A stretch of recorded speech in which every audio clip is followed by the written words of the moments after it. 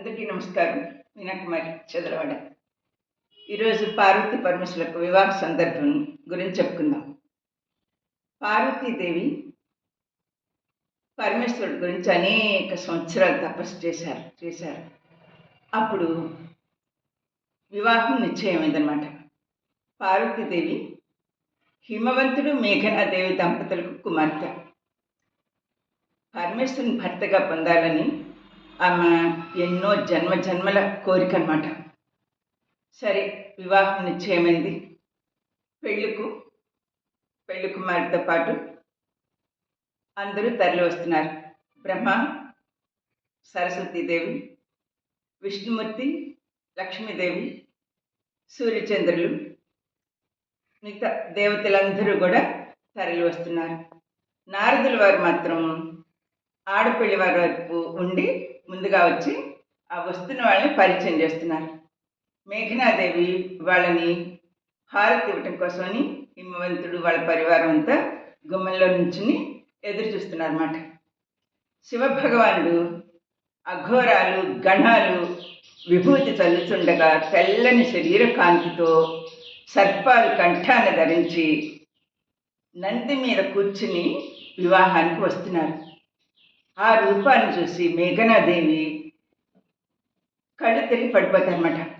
ఏమిటి, శివుడు అంటే మొట్టమొదటి చూడటం అదే, ఇలా ఉంటారా అని దిగ్భ్రాంతికి చెందింది.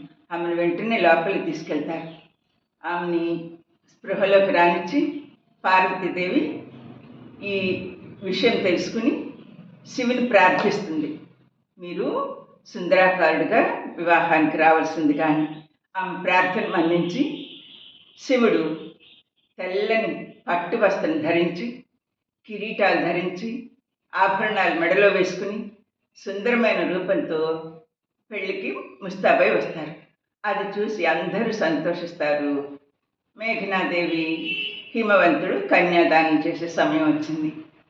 అప్పుడు పార్వతీదేవి చేతిని శివుడి చేతిలో పెట్టవలసిన సందర్భం.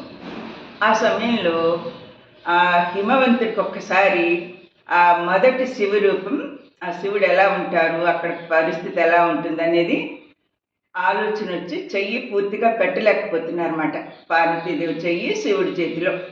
అప్పుడు వెంటనే విష్ణుమూర్తి ఆ పార్వతీదేవి చేతిని విష్ణుమూర్తి ధైర్యం చేసుకుని ఈ శివుడి చేతిలో అప్పచెప్తారన్నమాట.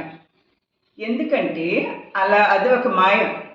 దానికి కారణం ఏంటంటే, ఎవరైతే కన్యాదానం చేస్తారో వాళ్ళకి ముక్తి ప్రసాదిస్తారు భగవంతుడు. మరి ముక్తి వస్తే మరి భూలోకంలో హిమవంతుడు అంటే ఎవరు? హిమాలయ మౌంటైన్స్కి రాజు కదా. హిమాలయ మౌంటైన్స్ అసలు భూమి మీద ఉండవు.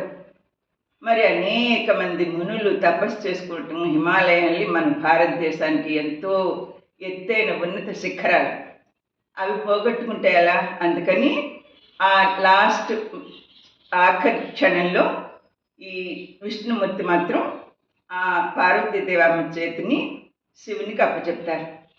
ఆ విధంగా ఈ హిమవంతునికి మోక్షం అయితే రాలేదు. భూమి మీద ఇప్పటికీ హిమాలయ పర్వతాలు ఉన్నాయంటే అదొక కారణం అన్నమాట. అందరికీ ఈ మోక్షం కలగటానికి కన్యాదానం చేస్తే ఫలితం వస్తుంది అనే విషయం ఇప్పుడు ఈ సందర్భంలో తెలియజేస్తున్నాను. హిమాలయాలు మాయమైపోకుండా ఉన్నాయంటే ఆ విష్ణు భగవాన్ని యొక్క లీల ఇదొకటి. ఈ వీడియో కనుక మీకు నచ్చినట్టయితే like, share and subscribe. Meena Kumari Chadalavada.